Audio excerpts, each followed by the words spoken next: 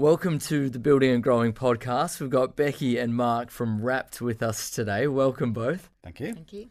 You're most welcome. I think it's certainly Mark, I think your third time on the podcast Yeah. and Becky's second. Yeah. Catching me up. Yeah.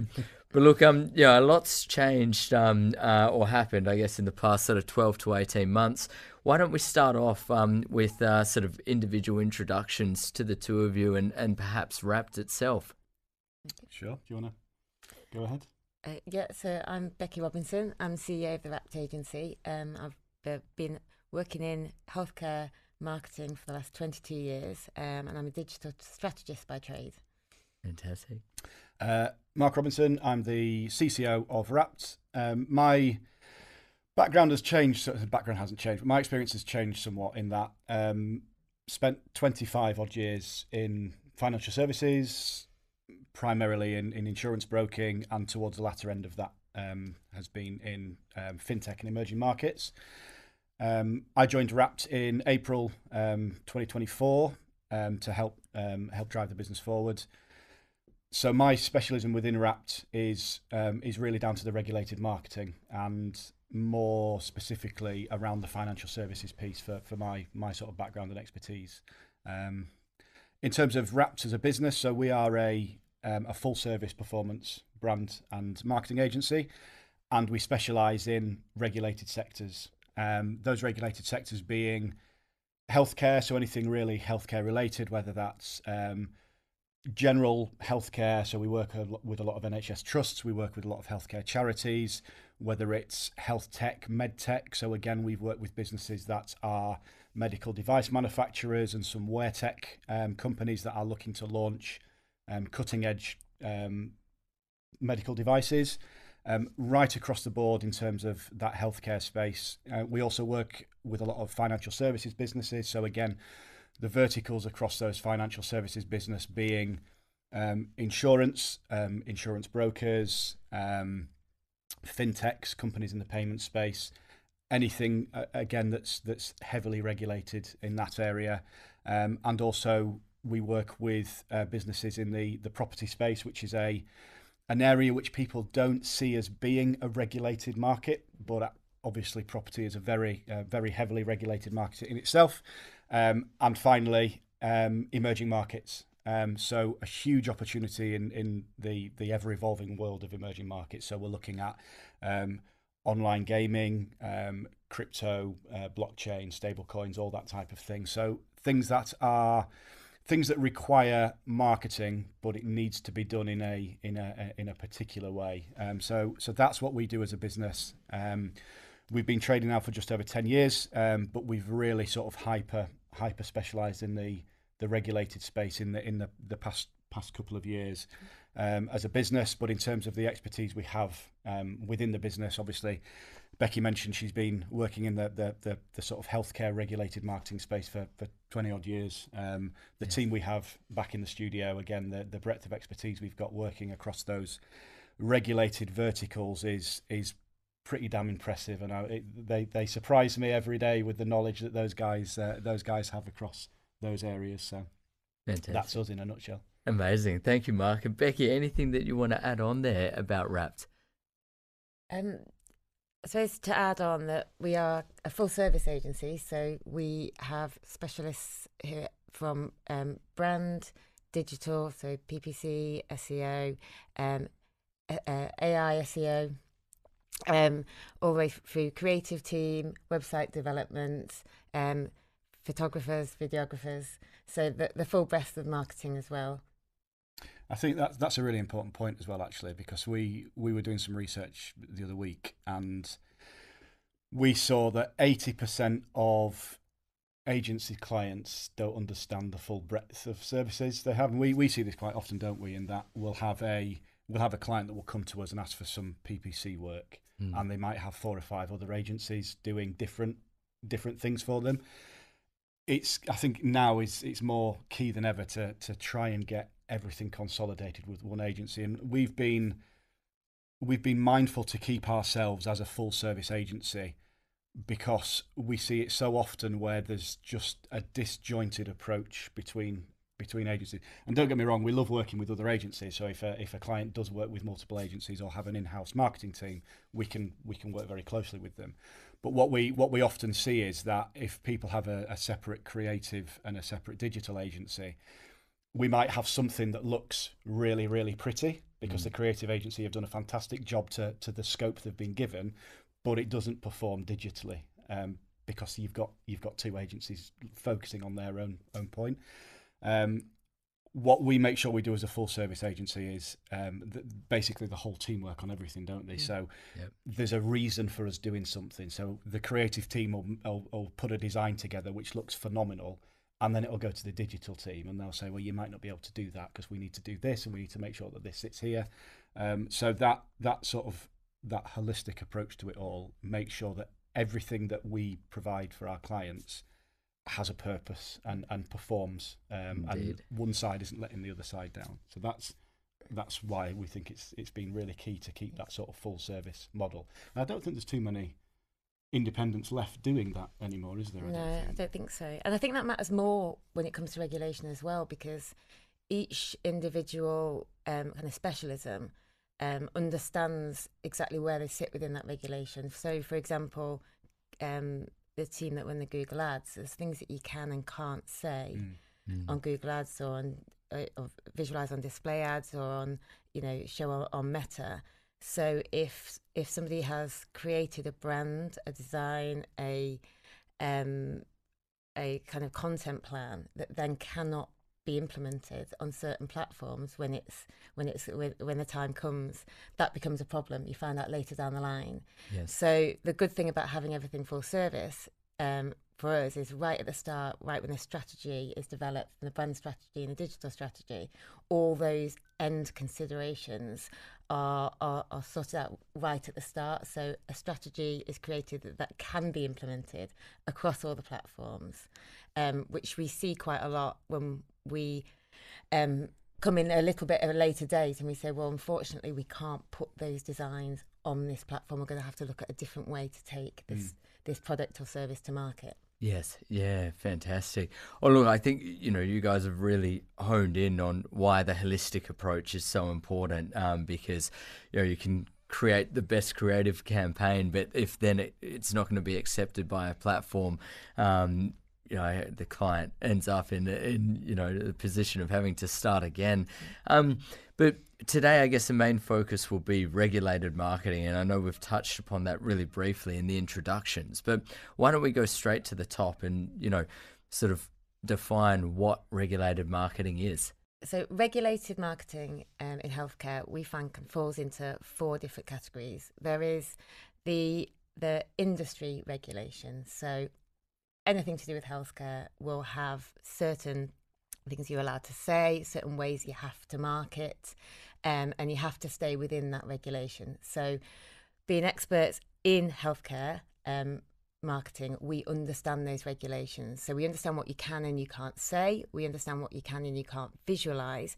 And what that does, it allows us to be as creative as we possibly can and not just stick to what everyone else is doing. So we know where we can push the boundaries, but we also know where we have to fall into certain lines, certain regulations, in order to make sure that we're not creating something that just can't be used.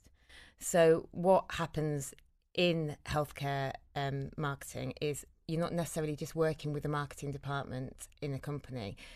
You are then that will then have to go over to the legal team, the compliance team. It sometimes has to be checked off by other companies as well. So if that's not done right at the start, that can cause a lot of time wastage. It can cause a lot of money wastage. So it's really important to work with an agency like Wrapped that understands the regulations in order to be able to do that efficiently, in order to be able to maximise creativity and to make sure that everything is a lot more seamless. But also on that vein, and we kind of use this as an internal strapline, regulated doesn't have to be boring. And we see it so often, don't we, where there's a there's an internal perception that, well, we can't make this look bold because we're regulated, because we're in healthcare, and therefore it must look like this. So there's another side of the regulation that we discuss, which is internal regulation. So this can be where, okay, well, we've looked this way for 10 years, and so that rule has to have come from somewhere. Yep. So it just sticks, doesn't it? Yeah. And it's like, well, this isn't part of any NHS brand guidelines. This isn't part of any regulatory brand guidelines. This is something you as a business has put into force 10, 12 years ago. And it's just, we've always done it this way. So this is the way it is.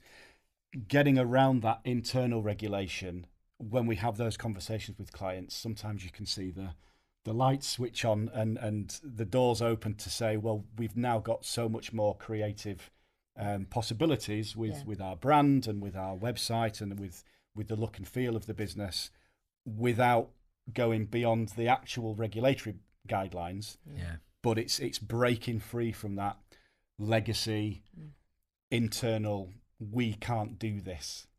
So those conversations we have are fascinating sometimes, aren't they? Absolutely. We see in healthcare, as a regulated industry, a lot of the time companies feel that they are regulated by their audience.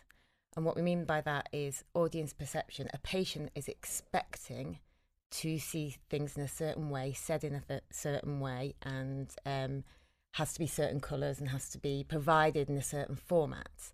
And often that isn't necessarily correct. And what we do is we hold a lot of focus groups, we do a lot of surveys, we do a lot of talking to the end user, or the end client or the end patient, to actually see if, because it's always been done that way, do they need it? Is that a requirement? Or would they be open to kind of new colours, new designs, a new way of receiving information?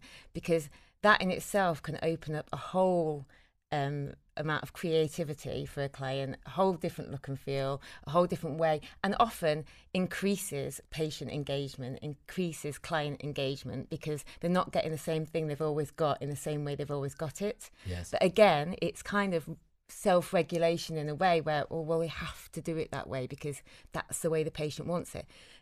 Not necessarily. Sometimes it is, but sometimes it's because that's the way the patient always gets it.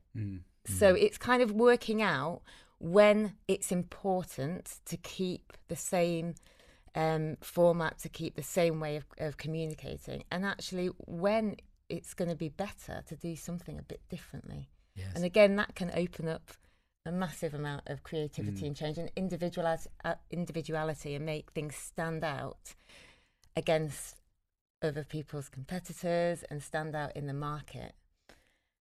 And the final one that we find, especially within the healthcare space and healthcare regulated marketing, is platform regulation. It's something that companies don't necessarily understand, because it's, why would they? They aren't a marketing specialist necessarily, but certain platforms are regulated themselves. So, for example, Google Ads. You can and cannot say certain things on Google Ads, and healthcare is one of those industries that is heavily regulated. So we had, for example, a client who was coming and had an amazing concept, and part of it was therapy that was it was a kind of ketamine therapy that was groundbreaking in what they were doing, but their go-to-market strategy was using Meta ads and Google ads, and they hadn't realised at the time that they couldn't use those particular formats. Yes. So there is that element of marketing regulation as well, that it's really important for companies, healthcare companies, to understand right from the start, so that in order to be able to create a strategy that can actually go to market. Well, that's a comprehensive deep dive into, I guess, regulated marketing in the healthcare space. Earlier on, you spoke about audience sort of perceptions. Are you able to dive into that a little bit more? Yeah, absolutely. So, especially in healthcare, I always talk about the NHS having one of the hardest jobs in communication, because they have to communicate to everyone in the UK. So it's really, people learn and absorb information in different ways. And often when you are doing a marketing campaign for something very specific, you know who that target audience is. Often they share a lot of attributes. They have a way of understanding or certain ways that they would like to receive the information. When you have kind of public service messages or things that are coming out from the NHS, they've got to reach everyone in a way that they can understand, absorb the information, and then be able to act on that information. And that's a real challenge. And we love a challenge, but we work a lot with NHS trusts and charities that are often trying to reach the harder to reach groups throughout the UK on behalf of the NHS. One example of that is we've just launched a campaign with West Yorkshire and Harrogate Cancer Alliance, which is called You Can Ask, and it is to get the message out to ladies of breast screening age, which is 50 plus, that they can ask for reasonable adjustments at their breast screening appointment if they require it. So that's a really important message to get out to everyone, but the particular groups that they wanted to reach are groups of ladies with serious mental illness, those with learning difficulties, and those whose English is not the first language. Which again proves to have another layer of how do we reach those ladies? How do we get them to understand what we are suggesting, which is they can ask for reasonable adjustments and then act on that. Yes. So what we did was we carried out a series of focus groups with the ladies themselves that fell into these groups, also with their carers or communities around them that would support them.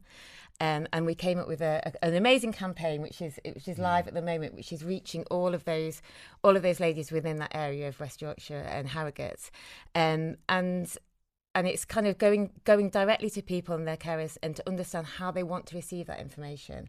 How do we write? It needs to be written in an easy read way. Do we need to have different languages on different flyers? Do they want to receive flyers? A lot of these groups aren't online, so that kind of traditional, I say traditional, that's bad, isn't it? It is traditional now. Getting the message out on like Meta, it's not necessarily going to work. So we developed a strategy to reach these people, and the uptake has been really, really good. So it's about understanding and sometimes going kind of beyond what we think, and really listening to what people who are living the experience, have the lived experience, are saying, and how they want to receive the information. And that research and those focus groups are really important, because as marketeers, how do we market to groups and individuals that aren't in the usual places that would consume the usual data that you'd put out there as a marketing agency? So those focus groups that we do, and the research that we do, really with every brief that we have, is really, really important. So we always say this to when we're speaking to prospective clients for the first time. Everything we do is based on facts.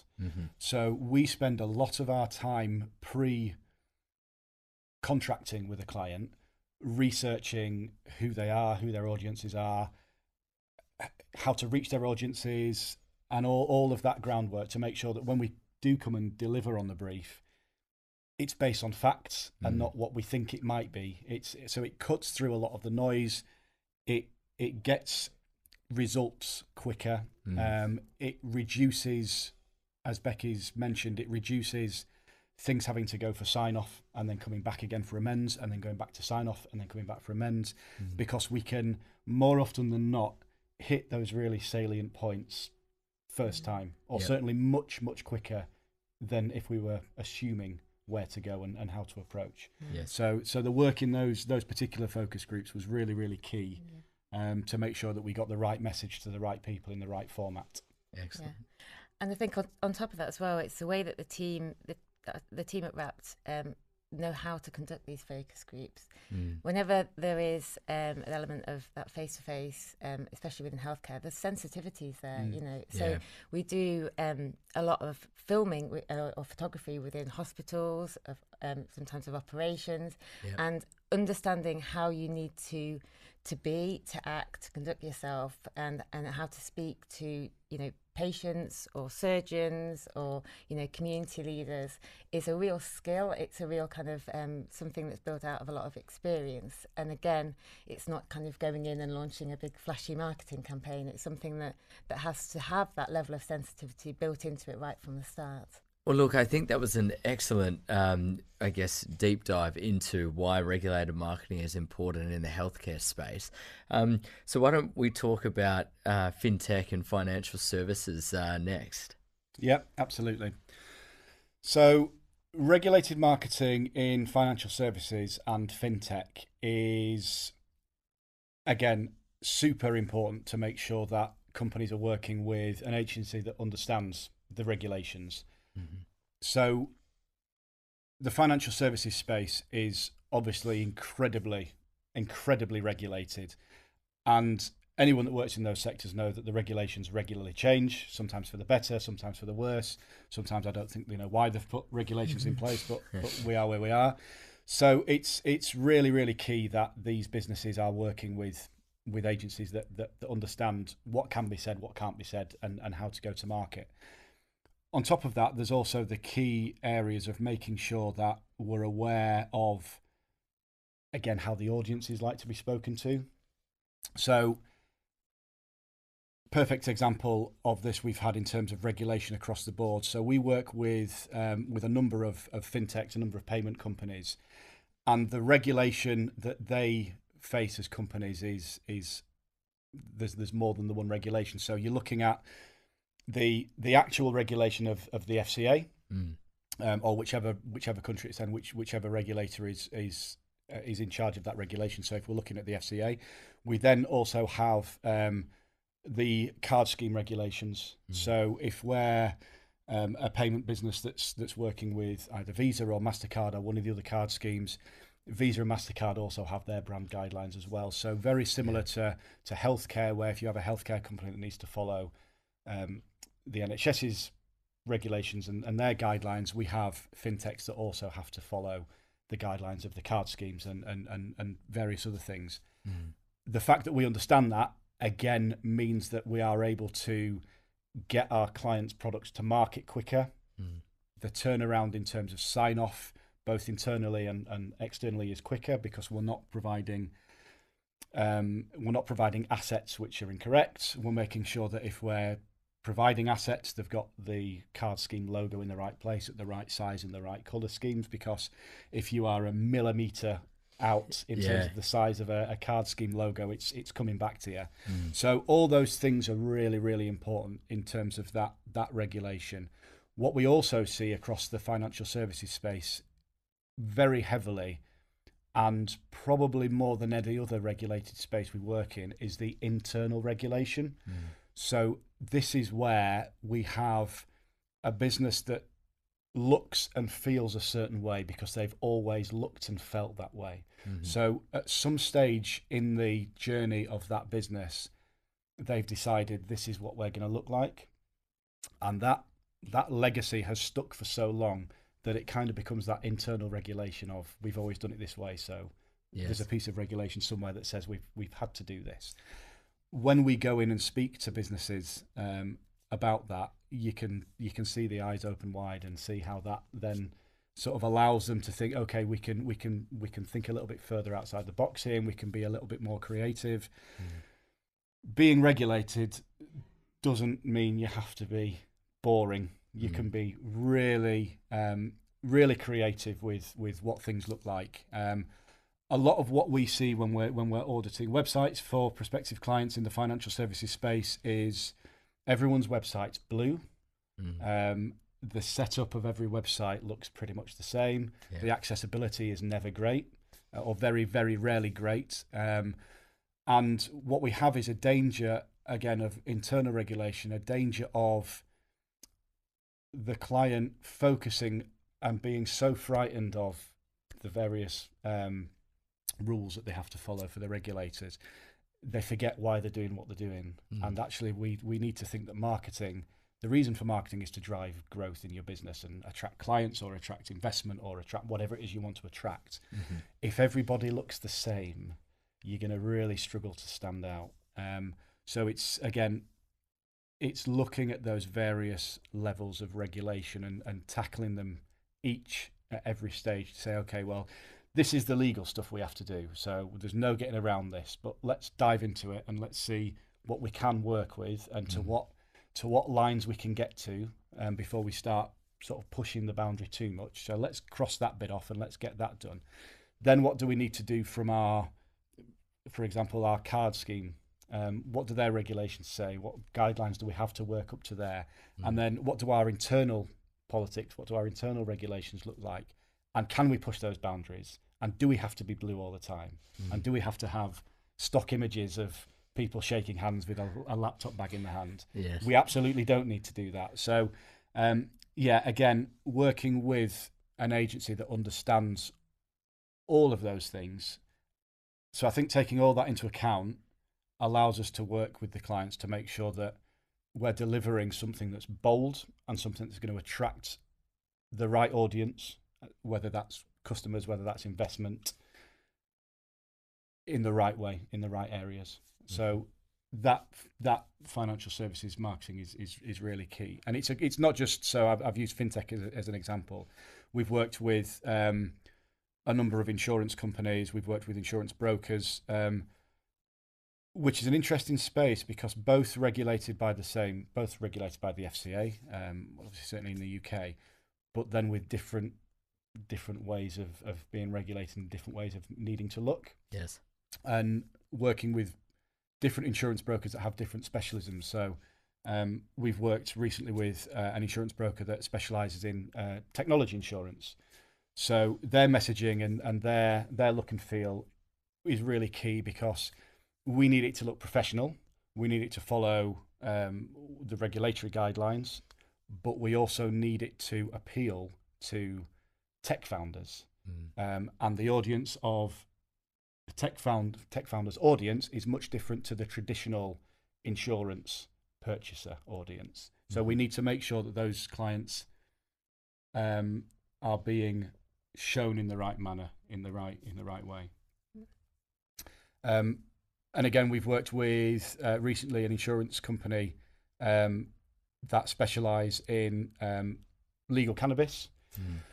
So that's kind of straddled two areas of regulation in that we've got the regulation from the insurance company, and then we've got the regulation from the platforms, because they want to advertise the fact that they specialise in cannabis insurance, and we can't go on platforms and say we specialise in cannabis insurance. There's certain ways things can and can't be done. So that's kind of been across an example of cross expertise across our team, in that we need the healthcare guys and we need the financial services guys to put their heads together and say, okay, this is what we need to do on this. Yes. So yeah, I think the key takeaway is, and we say this a lot internally, just because you're regulated, it doesn't have to be boring. And we see sadly so many boring regulated brands that are just crying out to look different. And the businesses that push the boundaries and are bold, they win the prize every time. Do you work with financial services companies in other jurisdictions? Yeah, absolutely. And that brings with it another layer of challenge as the regulations across those jurisdictions change. So we've worked with businesses recently in the fintech space over in Germany, which brought interesting regulations with it. Some similar to UK regulations, some completely different. So that was a really important challenge that the team relished, didn't they, to really understand what those were and how we can work within those. Also, the audience, we have a German fintech trying to approach a German audience, which is a lot different to a UK audience. So the way the German audience need to be approached and where they like to consume the data is completely different to the UK. So again, the audience regulation, I guess, as well as the financial regulation there. We've also worked with, we're currently working with a business over in the US, which is a public business over there. So that brings in another form of regulation, in that it's not just it's not just a financial services regulation. There we have the regulation of them being a publicly listed company. So everything that we do for them then has to be notified to the shareholders, and newswire companies need to be made aware, because then it needs to be put out across various newswires. So so that brings it with it another challenge and another layer of expertise that's needed in house. But I don't think there's been a piece of regulation that we've come across yet that we've not been able to to conquer. And then when we look at emerging markets, we can look at the regulation that's in force. So DLT regulations and licenses and all that type of thing bring about another challenge and another form of learning for our teams. The clients we have span across the globe has been a very good learning curve for us. That's excellent, and I think it's an excellent segue into what are emerging markets and how does regulated marketing affect them. Yeah, so emerging markets marketing and the regulation behind that is an incredibly interesting place, because as the title suggests, it's forever emerging. And albeit there are some areas of emerging markets that I don't particularly see as an emerging market because it's been around for a while. So we're thinking about crypto, we're thinking about blockchain, but they've been around seemingly now forever, right? But still classed as emerging markets because there's still so much more to learn and so many use case scenarios that can be rolled out. Emerging marketing and the regulation behind that is an incredibly nuanced piece of work for us, because as the title suggests, it's forever evolving. There's new things to learn seemingly every week. So when we're looking at emerging markets, we're looking at those. It's kind of the industries I kind of paint them as. It's the industries that have always kind of been given a bit of a bad name. So you look at crypto. Well, crypto is used for criminals. You look at blockchain. People don't really understand blockchain. There was a bandwagon, I think, that was jumped on a while ago of let's use the blockchain for everything. I think that's calmed down a little bit now, but blockchain, I think, in some quarters and the whole crypto and stablecoin space still has an element of being a bit of a dirty sector, and people don't quite understand it, so they're a little bit frightened of it. I mean, it's miles better than it was a few years ago, and it's improving, and the reputation of it now, it's more in the mainstream media, so people understand it a little bit more. But that brings with it again another line of regulation and how we market that in the right space. So the great thing I think about regulated marketing is that when we talk about internal regulation and the legacy regulation that is that internal regulation, I don't think there is as much of it, because these businesses in effect are fairly new. Yes. So, and the emerging market space is the founder makeup is probably different in terms of the persona of those founders than traditional financial services or traditional healthcare, for example. So we tend to find that brands are a little bit more bold and they push the boundaries a lot more, because they know what they want, they know how to advertise, they kind of know who their audience are. So it's a kind of different model, isn't it, where these companies in the emerging space, they know who they want to speak to, and they know how their audience like to be spoken to. So it kind of makes it a bit of a quicker to market product, doesn't it? Yeah, I think one of the big differences from the approach that we have to take is a lot of the stuff when it comes to emerging markets, when we're doing research for the other kind of sectors of the business, there's a lot of historical data that we can look at. How have things happened over the years? How are people searching? How are people engaging? What other companies are doing it? When you've got emerging markets or companies that are producing something that's brand new, that's never been done before, you have to approach that research in a different way, Yeah. because there isn't any historical data based on people using that kind of service or using that kind of product. This is brand new. So Yes. it's how do we approach that, and how do we come up with meaningful research and meaningful facts and meaningful understanding of how the audience might want to be spoken to, how they might react to what's being put out there, and how we get that story across. So it's a different approach right from the start.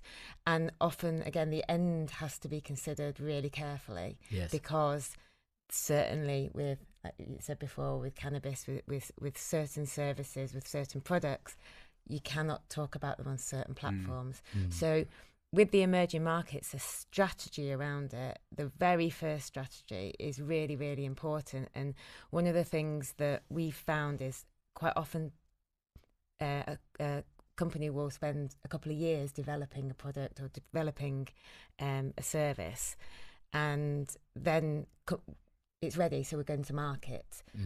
But sometimes they've done certain things. For example, created a product with a visual of a cannabis leaf on it. Yeah. And then they've made and manufactured 1 million of these, and we can't actually put photographs of the products onto certain types of marketing.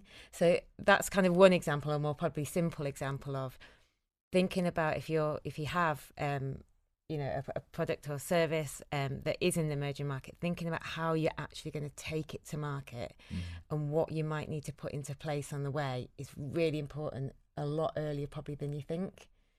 Otherwise you end up reprinting 1 million bottles if you want to use that particular platform to take it to market. With certain things, especially in the emerging sector, when certain paid advertising isn't available to you, getting a presence online and starting to get inroads within kind of the search with SEO, with AI SEO, and that takes a while to kind of get any traction. So not waiting until you're ready to go to market to get anything on, but actually maybe telling your brand story or your product story and just starting to get that foothold in is really important. So again, it goes back to that strategy right from the start. Which is more important, I think, probably in the emerging market sector than in any of the other sectors. It's absolutely for the emerging markets, getting the ducks in the row before we launch. As Becky says, nothing more frustrating than having a client develop a product, develop the packaging, get all the photographs of the product done and go to launch it on the website to be told, actually, you can't use any of those pictures of your product because we just can't advertise in that way. And it's heartbreaking to a lot of clients. So getting that strategy right first time before launch is really, really key. Fantastic. And in the emerging space, look, trust is the biggest thing, I think. We've said they know their audience. They know how their audience like to consume that data. It is so competitive. It's about trust. So if someone's going online, someone's searching for whether it's a legal cannabis business, whether it's online gaming, whether it's somewhere to buy and sell crypto, there are so many that look the same, feel the same. So it's about trust. So getting that over in the marketing and the tone of voice and everything like that is super key. And that's something that we pride ourselves on, making sure that within the regulations, the trust is always front and center, isn't it? And how about the property industry?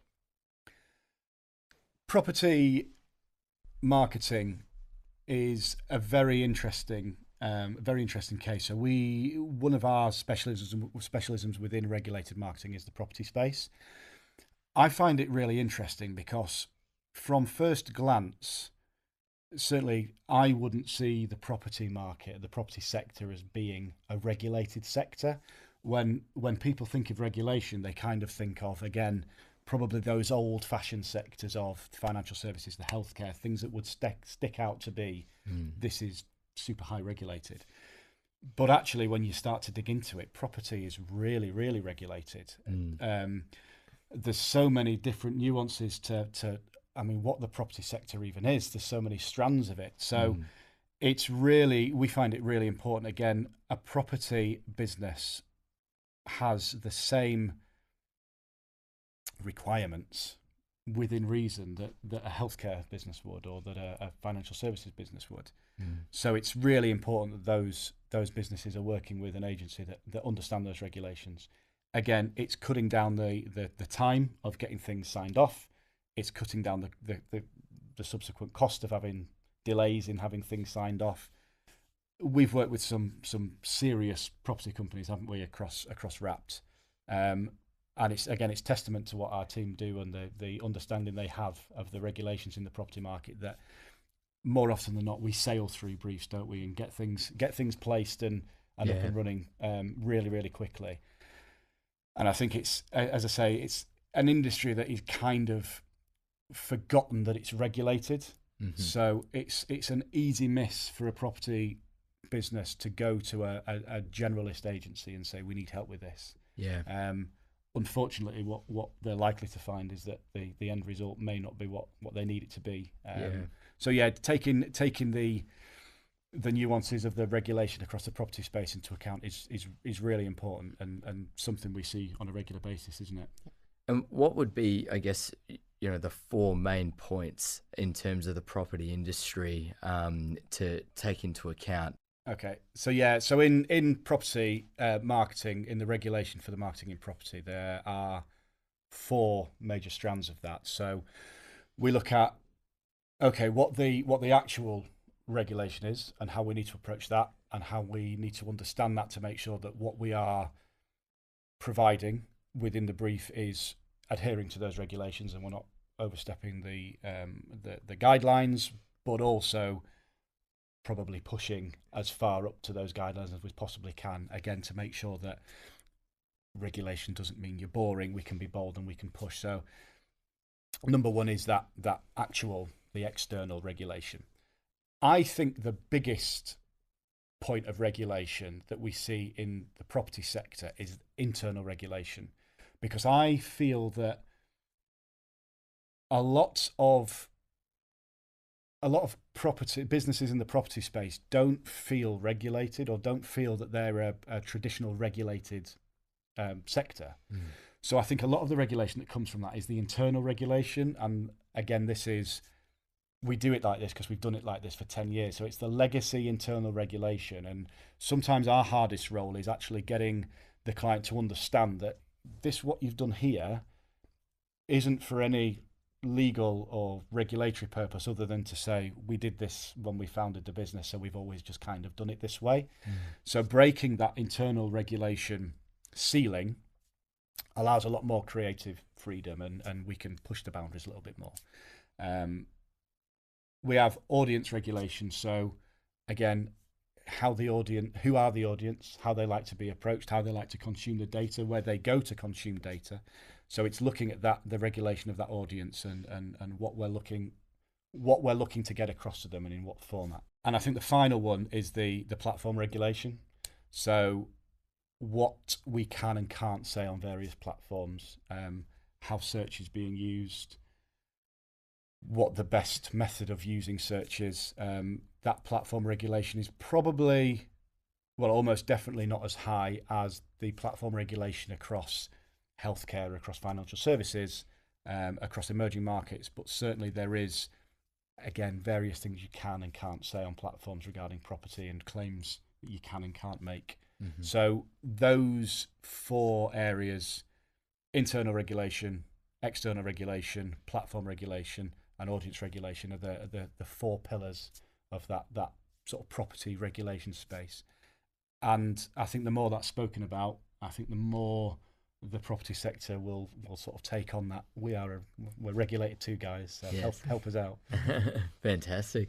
Look, guys, this has been a fantastic chat today, and a real deep dive into what Wrap does and what regulated marketing is, and the, I guess, 4 main points to sort of consider there in terms of industry regulations, audience regulations, internal regulations, and platforms.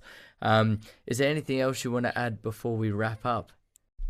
I think probably the going back to the point that Mark had made earlier, we don't see regulations as being boring, and we don't see regulated sectors as being boring. We see it quite the opposite. It's exciting. It's a challenge, because when you you can have influence and change something that has always looked a certain way or been a certain way and has not quite hit as many people as it could in the right way, and we can come in, we can make that positive growth and still fall into all of the correct regulations, and see and have our clients have something that's really bold, that's really creative, and that they all love and are really, really proud of. We see it as the most exciting part. Absolutely. And what I love is a client coming to us saying, we can't do this. Like, we're regulated, so we can't say that, we can't do this. It's like a little mini challenge for us, isn't it? It's like we can, and we'll find a way to do it within the guidelines, within the regulations. So we absolutely love it when a client comes to us with those challenges. There is so much that can be done, and not to labour the point, being regulated doesn't mean you have to be boring. You can be bold, you can push the boundaries, push them right up to those lines. We know where the lines are, which is great. Internally as a team, as a business, we know where those regulatory lines are, so we can work with our clients to push right up to those lines and make sure that everything that we deliver for them stands out and looks better than everyone else that's out there, because that's what it's all about, right? That's what you're paying a marketing agency to get your brand out there, whether it's client acquisition, whether it's getting funding, whatever it is. If you look the same as everyone else, you're going to get the same results as everyone else. So the regulated sectors is an area that we absolutely love being in, and we push the boundaries every single day for our clients. Fantastic. Well, look, thank you both for taking the time to record today, and looking forward to continuing to see Wrapped grow. Thank you. Thank you very much.